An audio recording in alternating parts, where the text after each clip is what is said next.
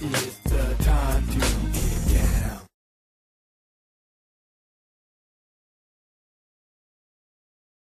Storm and all of that. Yeah. 4 police officers accused of gunning down 2 unarmed folks. We'll talk about that. Yeah. They got a major anti-crime sweep in Italy. Really? Yeah, 300 people arrested, man, going after the Italian organized crime. So we're going to hit it. I'm going to run through some of the political stuff that's going up all around the world, a little bit of what's going on in Israel over the blockade, okay? And then in terms of our neo-urban news, I'm going to talk about the barefoot bandit. You know, this is the kid, young man, 2 years running, stealing planes. They say he never took a flying lesson. Oh, wait a minute. I didn't catch that part. This is a He was kid stealing planes? just going all around the world. They finally caught him in the Bahamas. His mother was like, well, he's my boy. He gets distracted sometimes. But everybody's wondering how he managed to steal planes and fly around the world. You know, when you're a good enough criminal, you get a job. You know, like if you hack into the government computers, they come and talk to you and say, well, you can either go to jail or come work for us for 6 figures. And which one's better?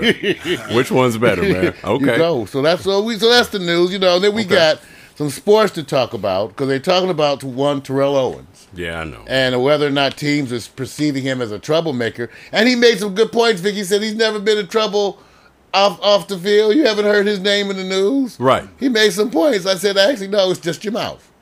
You know, and so well, I liked you like him. I like him. I like him, but you know what? Like I said, where's the examples from the players that play with him? I listen to them. I don't listen to the others. Well, that's what we're going to talk about, and we're going to talk about Pete Carroll. Oh yeah. And USC. Yeah. And the violations, you know, whether or not that did anything. Okay. All right. But we got it. Yeah. So and you know what? And we will throw all of that out if we need to, in order to engage our so interesting guests because they are so much more important than the news. After all, if you want news, you can go to CNN. You can't get this stuff that we got. No. You can't get Xango like this. No. Uninterrupted. Just talk. You can find out what he eats. Because you know, people like this, and you know they regular. You know they regular. You can tell. Skin all clean, you know. Yeah, I know, man. So you know that's why I had to start working out, Vic. Yeah. So first of all, so how you want to do? Should we who's going to give us the little Cleopatra girl you want to tell us about? Because you know, by the way, see the people. Let me tell you about our guest today. First of all, Cleopatra girl is an on-air. She's a personality in her own right, not just one of the best of publicists here in Los Angeles, but a person who's always on the go, in the know, on the scene, and not just that, a unique individual. Just one look at her tells you how unique she is. And we've been telling her she needs to be on internet television. I've been telling her. Can't say it better, I said, brother. you got to come do internet television because this is made for you, baby. Yeah. This is made for you. And so she's finally getting the hint, and she's over there all over EUR Web. I know. Is with my Lee check Bailey. in the mail? Huh? Is my check in the mail? You didn't get it? You didn't get the check? Make sure it's signed. You too. Damn. Vic. Yes. Hey, look. You know what? Are you going to show them a picture? I can know because you know why I can't show her? Why? Because she asked me really nicely. Okay, I not to cannot. show. You know, it's why unfair. you dress up? Why you dress up then? I got us talking to the I don't airspace. dress like this. This is my norm. So we are talking to the air. Where we're there? It's my norm. I don't Because get everybody it. ain't got the fantasy woman, Right, like yeah. Wait a minute. Twilight and stuff or Yeah, whatever. I know, man. I That's know. okay. We can talk to Xango. I will talk to him anyway. Yeah. We see you all the time, fine as you are. I told Xango, you. they don't get to see this, man. I want to know about. Look, you guys, let me tell you something about this, man. Let me just read you what I already know. I told you about the 17 films. In the man, he's a mixed martial arts expert. Okay, celebrity fitness trainer. Look at the muscles. Well, what percentage body fat? 2. Like something, nothing. Damn it, he don't even know. Maybe 3. After last time he had some pork. He used to eat pork. God, no. See, man, look at that. See? Look at that. He didn't even say no. It's like, hell. What?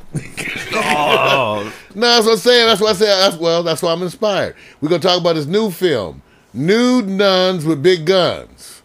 I can't wait. I can't wait, bro. I might have to wear a special outfit for that. Nude Nuns with Big Guns. Damn. You know what? Like I said, hurry up, man. Go through those topics. So, welcome, Xango. Welcome. Thank you. I'm glad to be here. This is great. Man, you impressive brother.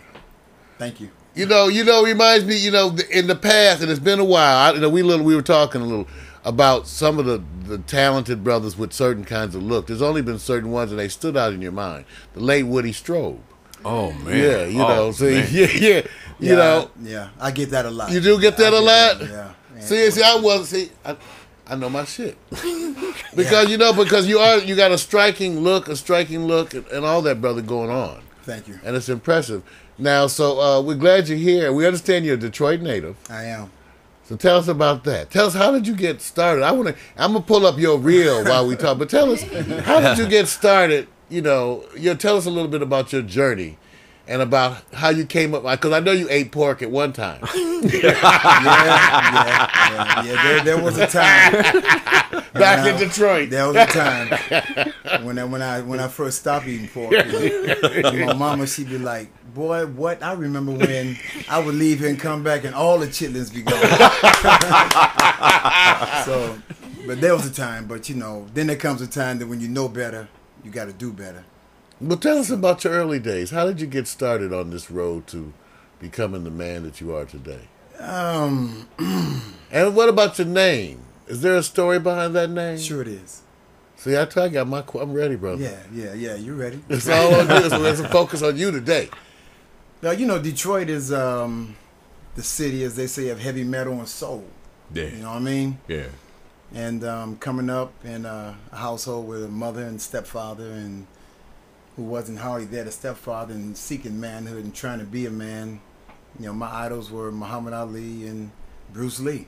So Wow. that was the beginning. And of course, Martin Luther King, and I went on that journey. I started studying. There was a group of us. We studied and we practiced and we trained. And a friend of mine went to, I think it was Job Corps, where he learned. And he brought martial art back to us. And we started training. And soon I excelled. And I didn't want to just do it in the neighborhood, because after a while I wanted more challenges and more challenges. And so then I went down to the boxing gym and was training down at the gym, and I wanted to be heavyweight champion of the world because Muhammad Ali was my idol, and I'm born on the 17th.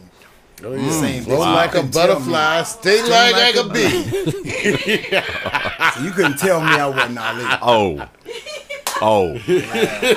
That was significant. Yeah. And then, but then Bruce Lee, as I studied Bruce, he took a greater hold of me, and kickboxing was kind of just coming in, and so I began kickboxing. I went from amateur tournament fighting to the ring. And in Detroit, it's not, even though it's Motown, but it's not entertainment-wise as L.A. or New York. Everybody wanted to come to L.A. or go to New York or Miami. Right. So we had to go over to Canada to fight, to Ontario, Montreal. Most of my fights were over there. But then I had a battle. There was a battle going on within me.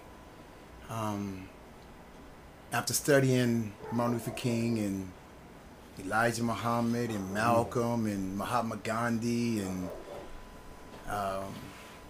great leaders, that impacted on me as a young black boy. Right. Who, being a young black boy just wasn't popular. I was teased a lot, and and black wasn't in then. It wasn't in. It wasn't in then. It wasn't in then to be black. In fact, it wasn't even a popular. My mother told me that when she was a child, somebody called you black, you wanted to fight. Yeah, it was a revolutionary time for us, brother. Sure, we said, "Say it loud, I'm black and I'm proud," Sure. and that was a revolutionary statement at that time. And that carried me. So when I studied my history, and then